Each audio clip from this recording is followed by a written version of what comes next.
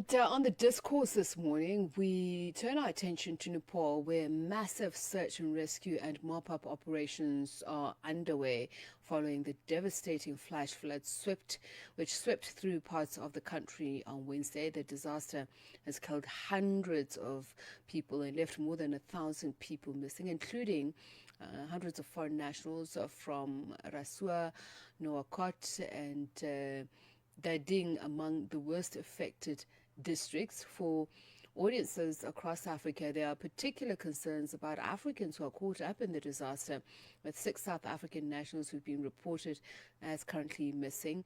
No other African nationality has been separately identified in the latest published breakdown, but we will find out what information is out there. For a look at the situation facing foreign nationals and African citizens on the ground, the communities most severely affected, and what aid workers urgently need, we are joined now by Prabin Basnyat, who is a researcher and philanthropist. He is speaking to us from Tarakeshwar Municipality in Nepal's Bagmati province. A very good morning to you, and thank you so much for speaking to us. We really, really do appreciate it, Prabin. What can you tell us about what is happening there at the moment, the situation on the ground? Namaste. First of all, thank you, Channel Africa, for putting a very deep concern in the current situation of Nepal. And what we are seeing on the ground is very difficult transition.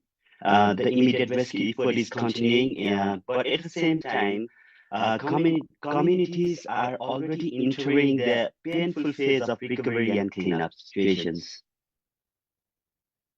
Okay, so then just in where you are in relation to where the disaster took place, can you give us a sense in terms of kilometers and what the difference is? What is happening where the epicenter of the disaster is?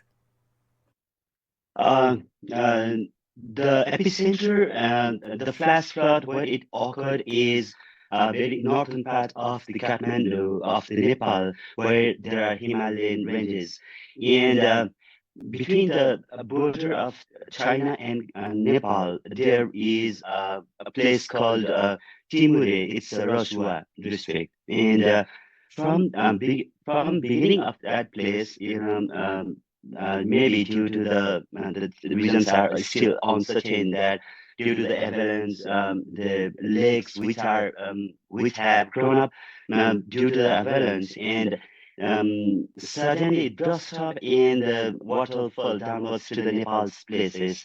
And mostly the epicenter where it is around the Rasuwa, it's in Saprobesi, Timure, and downwards Nuwakot, Trishuli corridors. The epicenter is exactly in the place called Timure in Rasuwa district. No, we understand from reports that the number of people who are missing has been placed at 1,000, with foreign nationals amongst them. What is the picture in terms of those who are still unaccounted for? Have the rescue efforts yielded results? Actually, the numbers are still uncertain because rescue teams are still they are in the floor, in the ground, and doing providing the necessary rescue operations. All of most of the almost all of the rescue teams, all of the security authorities, every such major authorities are now involved and directly present in the field of the flash flood area and trying to provide the necessary support to the devastated communities. And the numbers are still uncertain because rescue teams is still under operations and in every single minute we are finding the devastated bodies, families, communities, and drowned houses. So according to the National Disaster Risk Reduction and Management Authority of Nepal, from the previous report, the death has been reached up to 469 numbers, and missings are 979. But still, these numbers are in rough figures because uh, I already mentioned, as I mentioned, that the numbers are changing in so uncertainty. And we did mention at the start of the program that according to reports, there are 6 South African nationals who've been reported missing. Have there been reports of any other Africans who are known to have been affected in the area where the flash floods took place? Yeah, now actually, we are certainly aware of the South African nationals who have been reported missing, and our thoughts are very much with their families. But at this stage, I would be cautious about saying that the 6 South Africans are the only Africans who may have affected. The situation is changing very quickly, and the communication system have been disrupted. Many roads and bridges have been destroyed, and some of the most affected areas remain difficult to access. So we are just hoping and praying that the numbers wouldn't reach more. And regarding South Africa, as we have the census of 2821, the communities of South African nationalities is actually not recorded in the proper number.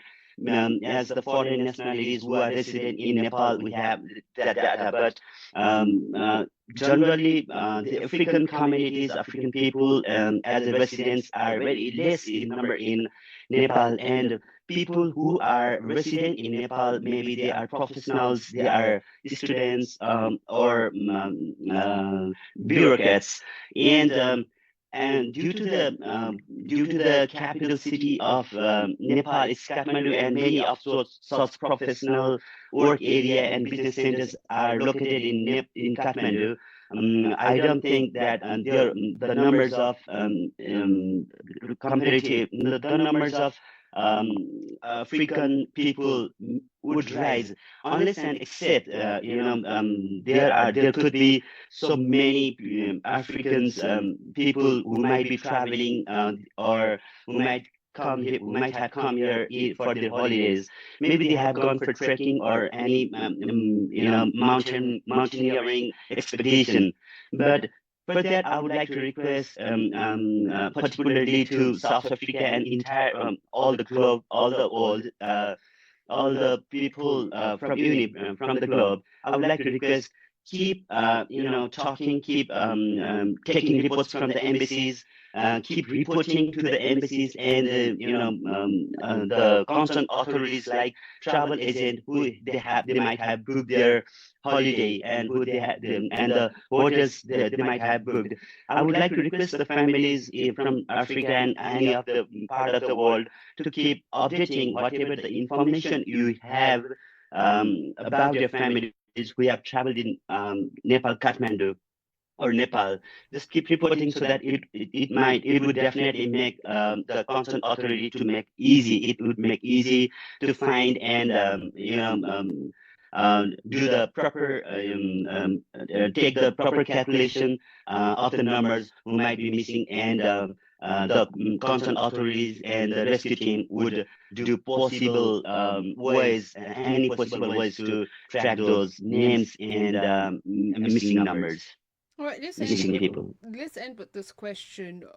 What is needed in terms of the emergency response, and what are the difficulties that those rescuers are facing at the moment? The rescue is properly being done on every possible ways.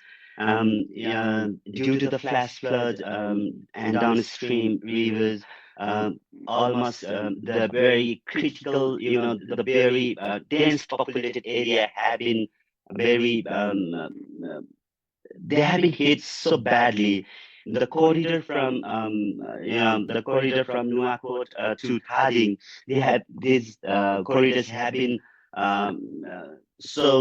badly hit by the flash flood and caused different numbers of so many bad situations like the roads has been damaged, the bridge has been broken, and mainly the communications lines and the electricity lines, they have been broken due to what it is being more challenging and to establish the um, important rescue operations. And in the meanwhile, obviously there is no certain there is not only limited need would be required. Um, the water may have gone down, but for the people who have lost their homes, livelihoods, and loved ones, the crisis is far over. So in this meantime, there are so many needful things like proper drinking water supplies, clothing, food, shelters, and such basic things of humanitarian things. I think these are right now is very essential to be provided. But though the river has gone down, but it's still not certain and that how many other several others information would be extracted and what would be the upcoming situations is still underdetermined. Prabin, thank you so much for speaking to us, and we hope to keep in touch and stay abreast of the situation with you. Prabin Basnyat is a researcher and philanthropist. He's speaking to us from Tarakeshwar Municipality in Nepal's Bagmati province about the disaster that they're facing at the moment. And as we mentioned, the scientists are warning that there could be another disaster in the offing because the geologists are saying really what has happened is that and it was described, and actually let me just go back to what I saw that tweet earlier on. Okay, we'll do that when we go through the trending stories, but how the geologists are explaining how this has happened. We mentioned frozen floods of water, the environmental phenomena that were experienced. Now, despite increasingly difficult conditions, the UN Agency for Palestinian Refugees, UNRWA, continues to operate on the ground, providing education, healthcare, humanitarian aid, and social protection in Gaza and the West Bank. Roland Frederick, director of UNRWA Affairs in the West Bank, says the issue goes beyond the agency itself, stressing that restoring respect for the United Nations and UNRWA is essential. He warns that shrinking humanitarian space and displacement are dangerous trends and stresses the urgency of returning to a credible pathway towards a two-state solution. Roland Frederick spoke to UN News's Reem Abaza.